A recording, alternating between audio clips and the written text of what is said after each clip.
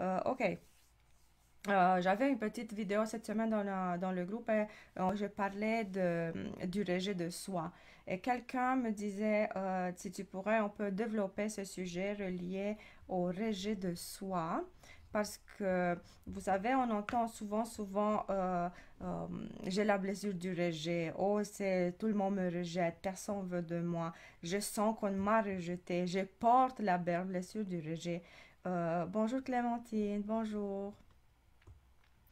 Euh, et c'est pour ça que moi, je voulais faire une petite discussion par rapport à ce rejet de soi. Parce que, vous savez, la plupart du temps, en premier, je commence avec la source. C'est quand que ça commence, cette blessure du rejet? Et c'est quoi exactement? Bien entendu, vous allez toujours m'entendre que ça commence dans notre enfance. Et c'est vrai, parce que à ce moment-là, les enfants ils perçoivent les choses d'une certaine manière, dépendamment de leur vécu, de leur famille, des événements de la famille. Il y a beaucoup de facteurs qui viennent mettre l'empreinte sur l'enfant. Et une de ces empreintes, c'est vraiment que l'enfant se sent rejeté, dans le sens que, pas que la famille dit je veux pas de toi, mais l'attitude de la famille va plonger l'enfant dans cet état émotionnel où l'enfant va sentir qu'il n'est pas aimé, que personne ne veut de lui, qu'il n'est pas important pour les autres, que sa présence est insignifiante, qu'il est là ou qu'il n'est pas là, c'est vraiment pas important. Vous savez, cet état d'âme de l'enfant produit sur une longue période de temps, bien entendu, on vit avec nos familles longtemps, et c'est un état d'âme qui se répète, ça vient comme une fréquence, alors il va développer à l'intérieur de nous cette blessure du rejet. Et en grandissant, vous savez qu'est-ce que c'est extraordinaire, mais c'est triste malheureusement. Nous, on grandit, ok, pendant l'enfance, on accumule ce bagage de rejet. Personne veut de nous, non parce que notre famille veut pas de nous. Mais nous, en grandissant, on porte cette blessure à l'intérieur de nous, mais on n'est pas conscient. On n'est pas conscient, on voit juste qu'elle se manifeste dans notre vie d'une certaine manière. Et toujours, comment on va se manifester pour nous comme individus? Toujours, on va sentir qu'on nous met à l'écart, que personne prend en considération nos pensées, qu'est-ce que nous on dit, qu'est-ce que nous on fait, que nos agissements ne sont pas importants, que notre présence n'est pas significative. Ok, en grandissant, on a ces émotions parce qu'elles sont des émotions négatives qui vont générer des états mentaux, des pensées négatives.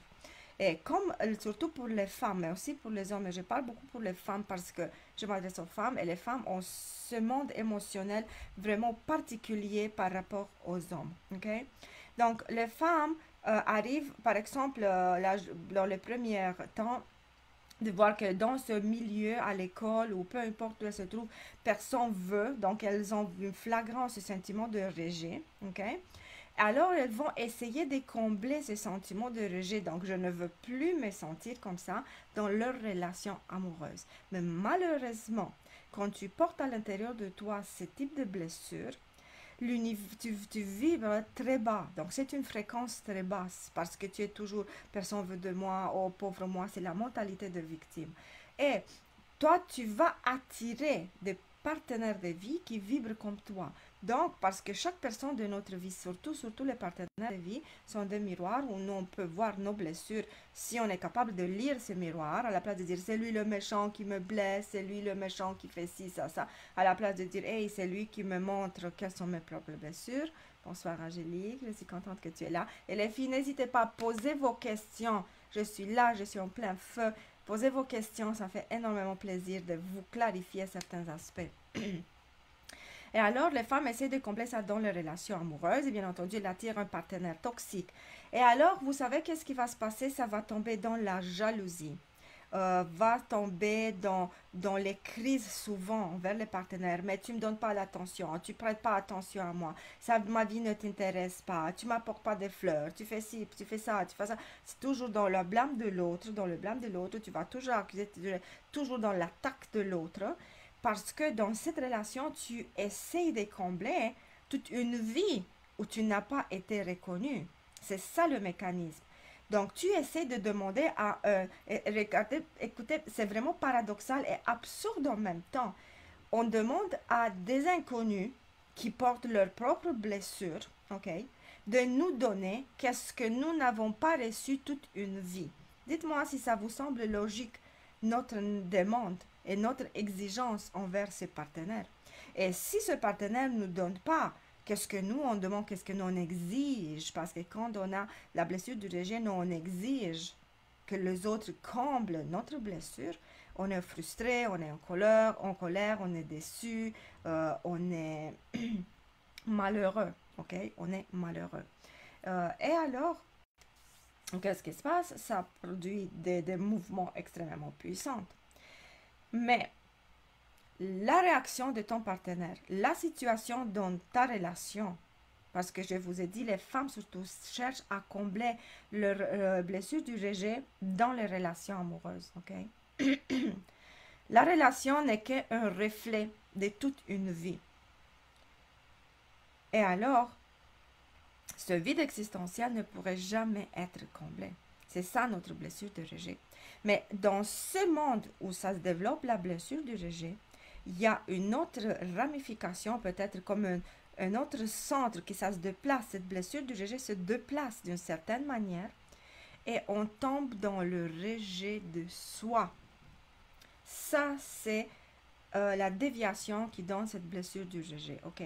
Parce qu'on on a un regard tellement bas envers nous-mêmes, tellement dépréciatif envers nous-mêmes, tellement dépourvu de respect de soi, d'amour de soi, de confiance en soi, qu'on commence à se percevoir, commence à se voir soi comme comme dépourvu de toute valeur. Donc tu dis, ben c'est vrai, si toute ma vie on m'a dit que j'ai pas de valeur, que je suis bonne à rien, on m'a rejeté. Mes parents avaient une raison pour qu'ils me rejettent. Vous comprenez, l'enfant va essayer de donner des justifications. Et le problème, c'est que, je le dis toujours à mes clientes, quand tu as l'enfant intérieur super blessé, cet enfant va rester au émotionnel parlant au niveau de 5 ans. Donc, quand votre enfant intérieur il est blessé, peu importe que vous avez 75 ans, vous avez la réaction émotionnelle d'un enfant de 4-5 ans. Et l'enfant se place, pour l'enfant, le lobe frontal qui est responsable des décisions, de réflexion, de prise de conscience, il n'est pas développé. L'enfant se trouve dans le cerveau reptilien, le cerveau primaire, ok? Et le cerveau primaire, il a seulement 2 réactions. Soit je t'attaque, soit je m'enfuis.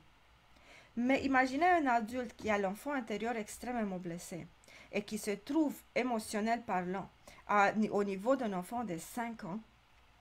Quand elle va avoir un conflit, qu'on va sentir rejeté, okay, son attaque, sa réaction va être soit elle va s'enfuir, va quitter la relation ou va couper les liens avec toutes les personnes qu'il considère comme ils ne m'aiment pas, ils veulent rien savoir de moi, donc ça prend la fuite ou bien l'attaque. Il commence à être méchant, il commence à faire des commentaires déplaisants, il commence à dire toutes sortes de bêtises pour blesser à son tour parce que le cerveau reptilien, il a les 2 solutions. Soit je t'attaque, soit je m'enfuis. Il n'y a pas d'autre possibilité. Donc, dans ce contexte, toi, tu as ce regard extrêmement défavorable envers soi. Et quand je te dis, quand tout le monde vit, ça vient de l'extérieur, cette influence, oui, c'est vrai, personne veut de toi, toi-même commences à te rejeter. Et dans par exemple, dans une fête où tu pourrais te placer, parler avec les autres, ou t'amuser, ou essayer de te faire de nouvelles relations, ou de parler avec de nouvelles personnes que tu ne connais pas, tu te rejettes toi-même parce que tu dis, ben, à quoi bon de parler avec quelqu'un, à quoi bon d'essayer quelque chose de nouveau, parce que quand même, ils vont me rejeter. Donc, tu prévois d'avance que tu vas être déjà rejeté. Ça, c'est le rejet de soi. Parce que tu te rejettes toi-même en premier. Tu ne te donnes pas la chance et la possibilité d'explorer un terrain inconnu, de faire de nouvelles connaissances, je sais pas, de faire de nouvelles connexions, de parler, de développer. Parce que tu portes à l'intérieur de toi toujours la pensée Ça sert à rien parce qu'il me rejette déjà. Mais ça, c'est le rejet de toi. Et ça va se manifester dans tes agissements. Ta manière de penser, ça va se refléter dans tes agissements. Donc, tu ne vas jamais porter attention à comment tu t'habilles, comment tu te maquilles. Je vois des femmes qui se négligent tellement physiquement parce que dis à quoi bon, quand même je n'existe pas aux yeux des autres. Hein, ok? Des personnes qui, si tu t'en vas dans un party, tu vas t'asseoir dans un coin et tu vas rester comme une petite souris dans un coin, jamais dire un mot pour ne pas tirer l'attention. Tu vas jamais avoir le pouvoir de dire qu'est-ce que tu penses au travail. Vous savez, au travail, tu vas jamais avoir le pouvoir de dire qu'est-ce que tu penses. Tu vas jamais t'affirmer. Tu vas jamais prendre l'initiative à entamer quelque chose de nouveau. Pourquoi? Parce que tu es dans un permanent rejet de soi. Donc, regardez comme cette blessure de rejet que tu l'as accumulée pendant toute une vie, elle vient figer ta personnalité et pour te dire, mais c'est vrai, toute ma vie, tout le monde m'a rejeté. C'est vrai que ça vaut même plus la peine que j'essaye parce que je ne suis pas aimable et ça descend vraiment, ces pensées descendent vraiment au plus profond de notre être, des pensées dénigrantes de soi. Moi, je dis toujours, c'est la autoflagellation. Et je vois toujours le moi qui se frappe avec toutes ces affaires, mais c'est la même chose, métaphoriquement parlant, c'est la même chose que nous on fait. Je sais parce que je l'avais vécu. Moi, je disais, parce que moi, j'avais s'il vous plaît, Laetitia, oui, je suis super contente parce que moi aussi, je peux développer ce sujet avec vous. Si vous avez des questions, bonjour Mirella, Marina, s'il vous plaît, n'hésitez pas à poser vos questions parce que comme ça, je peux vous donner plus d'indications et vous mettre sur la bonne piste. Donc, je sais, moi, j'ai grandi avec, moi, je développais pendant mon enfance l'archétype de l'enfant invisible. Et l'enfant invisible est d'une certaine manière relié à la blessure du rejet parce que tu dis, je suis invisible, je n'existe pas aux yeux des autres, personne veut de moi, donc tu te rejettes, comme tout le monde te rejette, ok? Et je vivais avec cette émotion, avec ces sentiments que je n'existe pas. Et je vous dis, j'avais 18 ans et j'étais super mignonne et super mince, mais moi, je me voyais jamais comme ça. C'est vraiment fou quand je pense maintenant, j'avais aucune image de mon aspect corporel pour dire, ok, je suis jolie ou je suis intelligente j'avais aucune, rien, c'était vide. Quand je pensais à moi, c'était comme un énorme vide. Je me voyais d'aucune manière. C'est fou à quel point. Et quand je ne me voyais d'aucune manière, je ne savais même pas comment réagir exactement, interagir avec les autres. Et je me rappelle quand je suis allée à l'université, passer mon examen à l'université, j'avais déjà 18 ans. Vous savez, j'habitais dans un village et on est allé dans une ville, c'était loin, c'est 400 km, donc il fallait dormir là-bas 2, 3 jours. Et on nous donnait la possibilité de dormir dans les chambres pour les étudiants dans l'université. Et là-bas, comme il y avait des étudiants qui étaient déjà, qui pendant l'été devaient rattraper des cours, donc le campus était vraiment rempli d'étudiants. Et des étudiants étaient déjà là, qui ont vu que de nouvelles filles arrivent pour passer les examens, venaient nous accueillir, nous parler, nous entretenir. Et il y avait là-bas un super gentil garçon, il était vraiment beau, il me plaisait. Un soir, il nous disait, ok les filles, on va aller, je sais pas, dans un petit café, boire un jus, quelque chose, parler. Et le garçon s'intéressait à moi, il tournait un peu autour de moi. Mais moi, je le regardais, et quand il a essayé de m'aborder, de me parler, je le regardais comme, est-ce que c'est vraiment à moi que tu me parles? Vous savez, j'étais comme tellement, je me sentais transparente que le fait qu'un garçon aurait pu s'intéresser à moi, c'était comme, non, je pense qu'il se trompe, c'est pas moi, je pense qu'il me voit même pas. C'était ça le sentiment que j'avais. Vous comprenez? Et je me comportais en conséquence.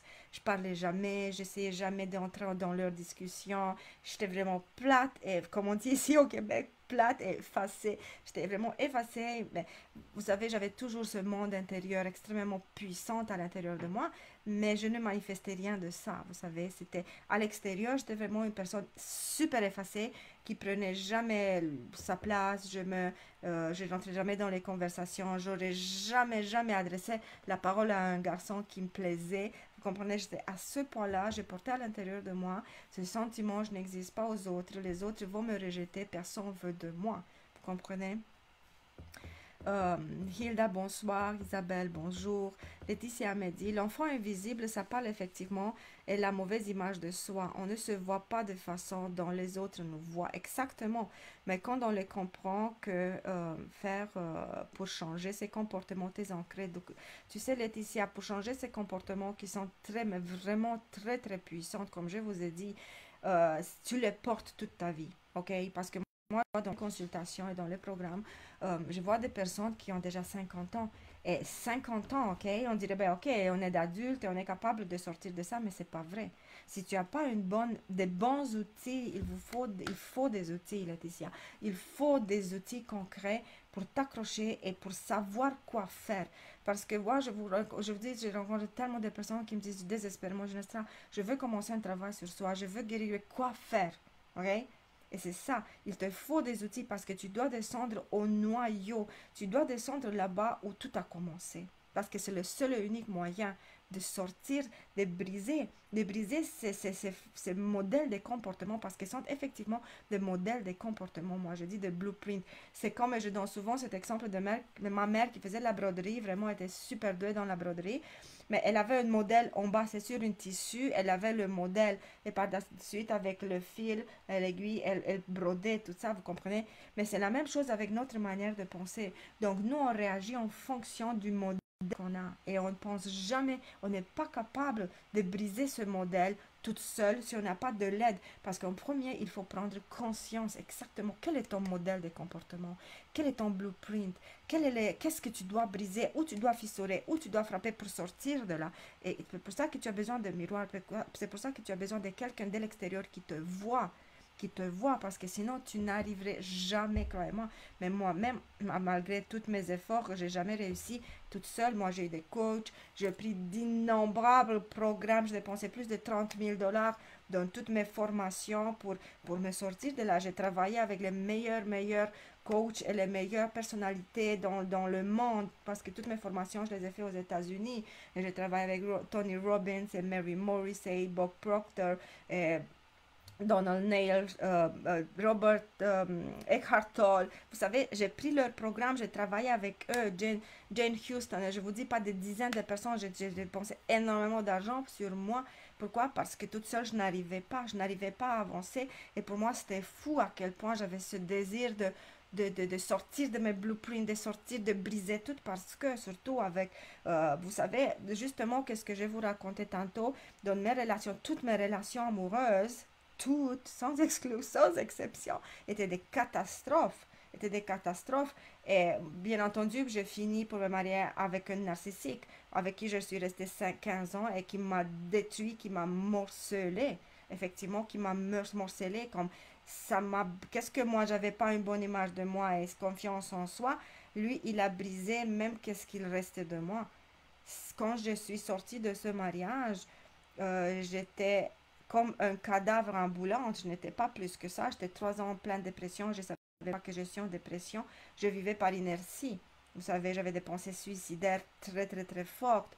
Je n'étais pas capable, je me rappelle, quand j'ai déménagé dans mon appartement, ben, je m'en suis enfuie finalement parce que c'était comme ça. Et lui, il m'a laissé rien prendre de la maison. Il m'a dit, tu t'en vas, tant pis, mais tu prends absolument rien. On avait une grosse maison, une belle maison. On avait tout financièrement, et c'était bien.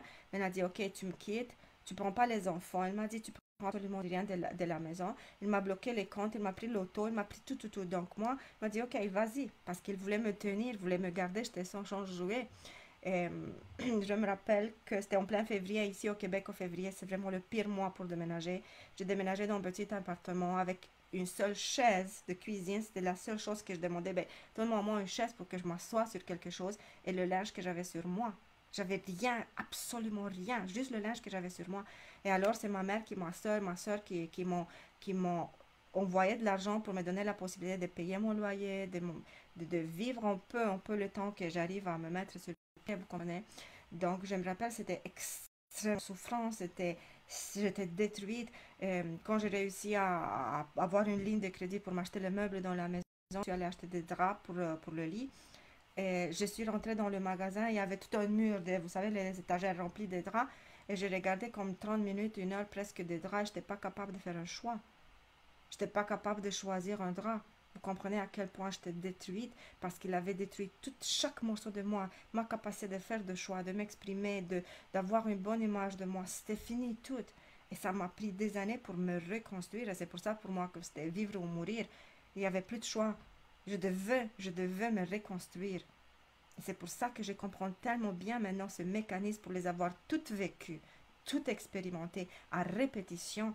Et j'avais faire des essais et des essais et des erreurs et des essais pour arriver où je suis aujourd'hui. C'est pour ça qu'aujourd'hui, je les détecte tout de suite, surtout que j'ai développé ces capacités d'intuition et tout ce que je suis aujourd'hui. Et j'arrive à, je vous dis, mes clients, c'est comme en 2, 3 semaines, leur vie change radicalement en 2, 3 semaines parce que je sais où c'est le bobo et je travaille sur la pleine racine pour la guérir. Marina m'a dit, je n'ai pas de souvenirs de mes parents jusqu'à l'âge de mes parents. Je vivais avec ma grand-mère. Comment je peux me rappeler? Tu sais, Marina, pose-toi en premier la question, pourquoi tu veux te rappeler? Tu sais, pourquoi tu veux te rappeler? Ben, tu sais, Bianca, tu me dis Marketplace, mais là, c'était il y a 10 ans. Maintenant, toute ma vie a changé. Quand je suis sortie de mon mariage, il y a 10 ans déjà, euh, c'était pas ce temps, dans ce temps-là, c'était pas Marketplace. J'étais même pas sur Facebook. Je vous dis la vérité, je savais même pas qu'est-ce que c'est Facebook. Il n'y avait pas de groupe de rencontres, pas de groupe d'emploi. Ça savais rien de tout ça. Ça existait pas ça. Et ça existait, mais pas comme c'est maintenant. Vous savez, j'étais vraiment, surtout moi, ça m'intéressait pas les réseaux sociaux. J'avais même pas de cellulaire. J'avais même pas de cellulaire. Ça m'intéressait pas. Pour moi, j'étais comme vraiment dans le nuage. Vous savez, j'étais à ce point-là. Ça fait 10 ans déjà, donc beaucoup de choses ont changé depuis. Madame me dit, je n'ai pas de souvenir de mes parents jusqu'à l'âge de mes 6 ans. Je vivais avec ma grand-mère et je voyais qu'ils venaient 3 mois de temps en temps, comme on rappelait. Mais tu sais, peut-être que ton inconscient ne veut pas que tu appelles. Peut-être que tu n'as pas besoin de te rappeler. Tu vois, peut-être que tu n'as pas besoin de ça si tu as grandi avec ta mère, mais si tu cherches absolument à te rappeler, demande-toi pourquoi tu essaies absolument à te rappeler. Et je te dis, c'est normal d'une certaine manière parce que l'enfant, tu peux te rappeler à partir de 4 ans. 4 ans, ben, il n'y a pas beaucoup de personnes même qui se rappellent à partir de 4 ans, vers 5 ans, 6 ans, ça commence à te rappeler. Donc tu dis que jusqu'à l'âge de 6 ans, tu ne te rappelles pas. C'est correct, c'est pas problématique, croyez-moi parce que tu as vécu avec ta grand-mère. Et si tu te rappelles de ta grand-mère, ça c'est bien. Si tu ne te rappelles pas de tes parents, ça veut dire qu'ils n'étaient pas une figure dans ta vie, une figure importante, donc aucun lien émotionnel avec toi. Parce que les enfants, ils font vraiment une sélection très claire. Ça, c'est un adulte avec qui j'ai établi un lien émotionnel est important pour moi. Mais je ne me rappelle pas le voisin, je ne me rappelle pas je sais pas qui est la vendeuse de magasin. Je me rappelle pas ça parce que j'ai pas des liens émotionnels avec ces personnes. Pour savoir où est mon blocage, je n'arrive pas à surmonter. Mais tu sais, Marina, le blocage, c'est pas. Et quel est le blocage? Tu vois, en premier, tu dois savoir qu'est-ce que tu cherches. Et c'est pas absolument le blocage que tu dois te rappeler cette période de ta vie pour trouver ton blocage, parce que ça marche pas comme ça. J'ai des mes clients qui ne se rappellent pas à partir de 15 ans, 16 ans. Je me rappelle rien d'avant 15 ans et ça c'est vraiment grave parce que c'est impossible que jusqu'à 16 ans tu ne te rappelles pas ta vie. Mais dans leur vie, ils ont subi tellement de traumas, hein, que pour eux, effectivement, le cerveau a fait un choix volontaire d'oublier parce que c'était trop souffrant. C'était trop souffrant. Et à la place de tomber dans la folie, vous savez, surtout les enfants, ils ont des mécanismes de protection. Comme une petite fille, par exemple, qui subit un viol à 5 ans, il ne rappelle pas qu'est-ce qui s'est passé. Mais le problème, c'est que c'est le corps se rappelle. Parce qu'elle avait des symptômes, si je pourrais, parce qu'elle est venue en consultation avec moi pour me dire, j'arrive pas à laisser un homme me toucher. Et je ne sais pas pourquoi. Et surtout du côté, je ne sais pas, il y avait un côté particulier du corps où elle n'arrivait pas à laisser un homme à la toucher. En général, pour moi, les relations sexuelles, c'est vraiment quelque chose insupportable, hein. Et après avoir passé un bon temps avec elle, discuté et tout ça, elle commençait à se rappeler des petites flashs, il lui venait des flashs, euh, parce qu'elle avait fait énormément aussi de travail en aval, pas juste avec moi pour ça, et commençait à se rappeler. Elle dit oui, en effet, on avait découvert que c'était un viol qui s'est passé quand elle était petite, 5 ans, mais elle n'avait pas, pour une période d'à peu près 20 ans, elle se rappelait même pas. Elle se rappelait pas jusqu'à son corps, elle se rappelait son corps. Pourquoi?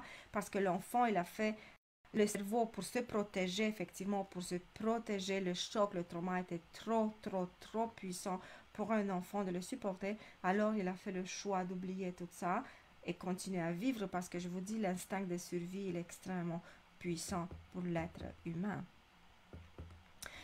Oui, absolument, Marina, les blessures, on les ramasse toute notre vie, tu vois, parce qu'elles commencent dans notre enfant. Mais par exemple, je te donne un exemple. Tu vis dans une famille dysfonctionnelle jusqu'à l'âge de 10 ans, ok? Tu ramasses des blessures jusqu'à 10 ans. Mais, par exemple, tes parents te donnent à tes grands-parents, ok? Et tes grands-parents sont super bons, super aimants, super gentils. Toi, tu peux oublier parce que c'est un enfant, le système d'un enfant, il est extrêmement puissant, donc il arrive à récupérer très vite, ok? Si par la suite, il reçoit les besoins de base comme l'amour, affection, tendresse, ok? L'enfant arrive à récupérer très vite. ok? Mais supposons le cas inverse, un enfant jusqu'à 10 ans vit dans une belle famille, il est super bien, mais bon, pour une situation ou une autre, l'enfant, les parents meurent ou l'abandonnent ou quelque chose comme ça. L'enfant perd ses parents qui l'aimaient, ok? Et il arrive dans un orphelinat ou dans une famille d'accueil et là commence à ramasser des blessures, ok?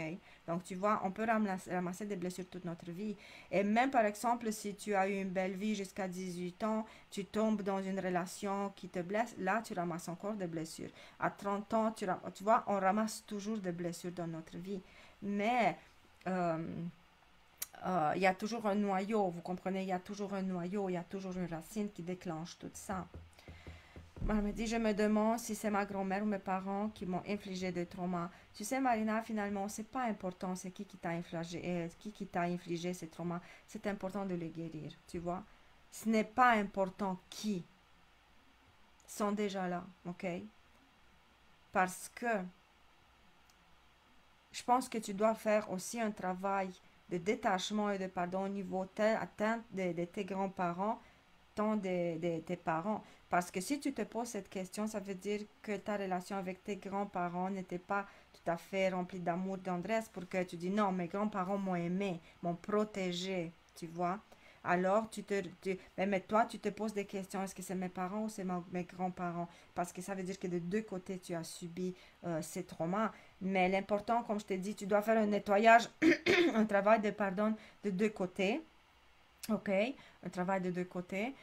Et finalement, c'est important que tu guérisses ces blessures. Ok, c'est pas important qui les a faites. Et si je te dis, ok, c'est ma mère qui me l'a faite, qu'est-ce que ça change? Ça change pas grand-chose, juste le travail. Hilda me dit, je vous découvre pour la première fois, ben merci d'être là. J'ai lu des personnes enchantées de ne avec vous. Je ne sais pas si vous pouvez m'aider, mais toute ma vie, je cherche à perdre du poids. Je ne parviens pas. Si oui, ça dure euh, pas. Ok. Je suis très triste de ne pas parvenir, alors pourtant je n'ai pas 100 kilos à perdre. Comment comme si je ne voulais pas vraiment perdre ce poids. Tu vois, Hilda, si tu veux vraiment, je peux t'aider. Oui, en effet, je peux t'aider pour la perte du poids. Parce que, aussi, je parle pour les autres. Euh, la perte du poids, tu vois, c'est en premier une guerre contre ton propre corps. OK? C'est une guerre contre ton propre corps. Pourquoi? Parce que il n'y a pas de respect de soi, pas de confiance en soi, estime de soi. On t'a dit quelqu'un quelque part dans ta vie que tu n'es pas belle, que tu n'as pas de valeur, que tu vois, il y a beaucoup, beaucoup de dénigrements qui sont venus de l'extérieur et qui t'ont poussé à faire une guerre. Alors tu dis, je mange parce que là, je me venge sur ci, sur ça. Parce que surtout, les pertes de poids, ils ont toujours un problème de blessures. Ce sont des blessures qui nous mettre dans cette posture. Et justement, j'ai une cliente dans mes programmes de coaching de 3 mois, qu'on travaille toutes les semaines, 1 heure par semaine, on se rencontre, et elle a aussi un problème de poids. Et on est arrivé à la conclusion, on a découvert ensemble que, vous savez, pour se protéger, on a tellement de blessures accumulées dans notre vie que pour se protéger, on mange, mais en même temps, mentalement, cette couche de gras représente une couche de protection. OK? et tu considères que plus tu manges, parce que manger, ça nous donne du plaisir, ok? Toutes sortes de grignotes, des choses comme ça essaie de combler un vide existentiel. Et on se sent pas bien, on mange. On est frustré, on mange. On se sent désespéré, on mange. On se sent éparpillé, on mange. On a peur, on mange. Donc tu vois toutes les réactions de l'extérieur auxquelles on ne sait pas comment faire face. On ne sait pas comment faire face, on mange, c'est notre refuge dans la nourriture. Donc, je ne te pourrais pas dire juste dans quelques mots, il faut que je vois exactement qu'est-ce qui se passe avec toi pour te donner des conseils. Et le problème dans la perte de poids, c'est que nous, on essaye de faire une guerre contre notre corps. On se met dans toutes sortes de diètes, toutes sortes de choses qui sont pas saines, on s'affame. Pourquoi? Mais c'est le mental, c'est mental. Et on n'est surtout pas dans l'acceptation de notre propre corps. Parce que je te dis, quand tu vas aimer, quand tu vas arriver à aimer, accepter, adorer ton corps avec le surplus de poids, là, tu vas commencer à perdre du poids. Mais quand tu n'es pas dans l'amour de ton propre corps, parce qu'il y a beaucoup de blessures, beaucoup de mécanismes de défense à l'intérieur, ton corps se protège. Et tu dis non, non, tu vas pas perdre du poids. Non, non, non, je rajoute du poids. Je rajoute du poids. Donc vraiment, ce sont des blessures de l'âme à l'intérieur que tu dois guérir. Et par la suite, tu vas voir le mécanisme. Parce que je vous dis, moi aussi, justement, vous savez, ici au Québec, c'est l'hiver. En l'hiver, il fait froid et on a besoin de manger. On mange du sucre, ok, parce que c'est énergie. Et j'avais une période où je suis tombée vraiment dans le sucre, dans le pain, dans les croissants et tout ça. J'avais mis comme presque 10 kilos de plus, j'en avais mis, ok? 20 livres pour ceux qui calculent en livres. Et j'étais vraiment pas content de mon corps. J'étais vraiment pas content, mais je faisais absolument rien, ok? Juste, j'étais pas contente, c'est tout, parce que c'était pas dans mes priorités. Un jour, je m'en vais dans un magasin avec ma fille, dans un centre commercial, et je rencontre une amie de travail qu'elle m'avait connue 5 ans auparavant, quand j'avais vraiment mon poids idéal, j'étais super mince et tout ça. Et quand elle me regarde comme j'étais un fantôme, dit, oh, je peux pas croire, qu'est-ce qui se passe avec toi? Pourquoi tu as pris tellement de poids? Vous savez, mais pour moi, c'était bang! Quelqu'un m'avait frappé sur la tête. Et c'était comme, my God! J'avais tombé dans ma hanche. J'ai même pas été capable. C'était vraiment, m'a touché dans ma hanche, m'a touché dans. Elle a tiré tous mes boutons, tout ce que. Parce que moi, à l'intérieur de moi, j'étais pas content de mon poids, mais je faisais rien pour perdre du poids. Et parce que je vous dis, moi, je m'aime inconditionnellement et je m'aimais avec ces kilos en plus. Je m'aimais, je me jugeais jamais et je ne considérais pas comme c'est sur ma liste de priorités. Je suis regardée dans le miroir et je disais, Genestra, vraiment, est-ce que tu t'aimes avec ce corps? Je dis, oui, je m'aime. Mais est-ce que tu aimerais aussi regagner ton corps d'avant? Je dis, oui, j'aimerais bien regagner mon corps. Donc, cette personne était vraiment un miroir qui me reflétait mon désir profond. Et vous savez, j'ai commencé une technique, j'ai commencé, pas une diète, j'ai commencé une stratégie pour perdre du poids par la reprogrammation mentale. Par la reprogrammation, parce que j'ai entraîné mon cerveau à me voir dans le poids idéal. Et quand tu te visualises, quand tu fais une reprogrammation mentale pour dans ton poids, pour être dans ton poids idéal, c'est là que tout ton corps s'ajuste à cette image mentale que tu lui donnes. Parce que je vous dis, sans me priver, sans me frustrer, sans souffrir, d'un coup, j'ai arrêté tout le sucre, j'ai arrêté tout le pain, toutes les gâteries, tout j'ai arrêté et j'ai mangé les bonnes choses, vous comprenez? Mais je sentais aucune frustration et j'avais jamais faim.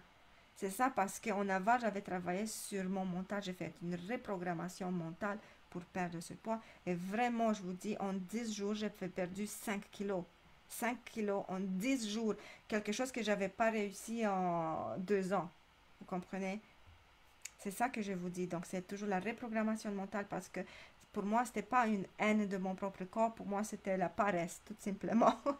Et un trop grand amour de moi comme je suis. Mais oui, Hilda, viens me voir en consultation et je veux évaluer un peu ta situation et je vais te dire qu'est-ce qu'on peut faire. Tania me dit, quel sujet intéressant, merci pour ton nom. Merci Tania, c'est super content, merci, contente que vous êtes là à m'écouter. Euh, ok, c'est ça, je mange à 12 heures sans faim. Exactement, Hilda, parce que tu essaies de combler un vide, parce que vous savez, imagine un sac, imagine un sac qui n'a pas de fond. Le fond est coupé, ok? Donc tu peux le remplir, tu peux le remplir, tu peux le remplir, il ne va jamais être plein. Pourquoi? Parce qu'il y a un trou, c'est un vide.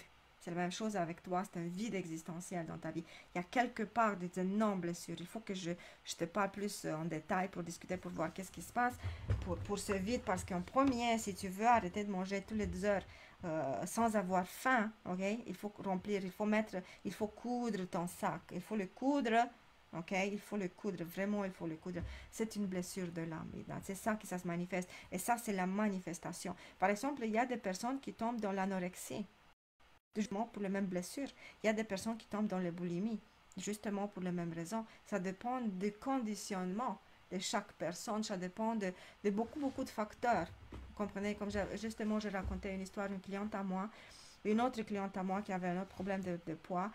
Elle me disait, après en avoir discuté, décortiqué tout ça, vous savez, on est arrivé, parce qu'elle ne comprenait pas que pourquoi elle mange tout le temps, on est arrivé au noyau, vraiment au noyau, pour dire, ben, vous savez, tu sais, dans mon enfance, ma mère cachait toujours la nourriture de moi pour me dire que je suis trop grosse. Trop grosse. Donc, elle avait grandi avec cette image de trop grosse, et sa mère lui cachait, effectivement, lui cachait la nourriture. Elle l'affamait, sa mère l'affamait un enfant de 10 ans, vous comprenez?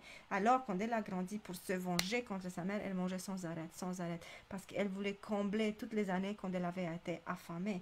Mais en fait, ce n'était pas la nourriture qui lui manquait, c'était son vide existentiel, ce type de punition atroce qu'une mère peut faire avec son enfant, vous comprenez?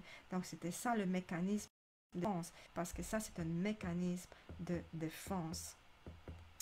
Pas de problème, Hilda, contacte-moi en message privé. Et aussi pour les autres, je vous dis, j'ai quelques consultations, j'ai quelques places libres pour des consultations de découverte, pour des découvertes. Donc, si vous avez des gros problèmes existentiels, si vous êtes arrivé à un carrefour, vous ne savez plus quoi faire avec votre vie, je vous dis, contacte-moi, vous allez voir dans 1 heure, effectivement dans 1 heure, je vais vous dire exactement qu'est-ce qui se passe avec vous et quoi faire pour arriver à sortir de là. Et vous allez voir comme 60 minutes peuvent changer votre vie. Et je dis toujours ça parce que j'ai mes clients dans le programme de coaching de 3 mois. Comme je dis, 1 fois par semaine, on se rencontre. Et c'est extraordinaire comment en 60 minutes, effectivement, tu peux changer. Justement, hier, j'ai eu une consultation avec une de mes clientes et vous savez, on a commencé la séance avec un état d'esprit, elle avait un état d'esprit, et à la fin de la séance, c'était comme une autre personne. Parce que pendant la séance, je l'ai aidé à se voir et à avoir des énormes prises de conscience. Parce que qu'est-ce que ça nous change? Qu'est-ce que ça change notre cheminement? Ce sont nos propres prises de conscience pour comprendre pourquoi. Et dès que tu comprends, tout change. Dès que tu arrives à te voir d'une autre perspective, à te voir dans une autre lumière, tout change par rapport à toi-même et ta vie change instantanément. Croyez-moi, instantanément. C'est comme, vous savez, la petite graine de popcorn, elle est petite, dans un sac serré, tu lui donnes pas important, elle est dure, ça sert à rien, mais dès qu'elle explose, waouh, c'est un popcorn, c'est bon, c'est goûteux, tu peux mettre du sucre, du sel, du fromage, qu'est-ce que tu veux, ça donne de la saveur, c'est un énorme changement. C'est pour ça que je dis à toutes les prises de conscience, pour moi, ça vient toujours dans la tête l'image de ce popcorn, parce que ça change complètement l'attitude d'une personne envers soi, parce que tu arrives à te voir dans une autre perspective. C'est ça qui est très important.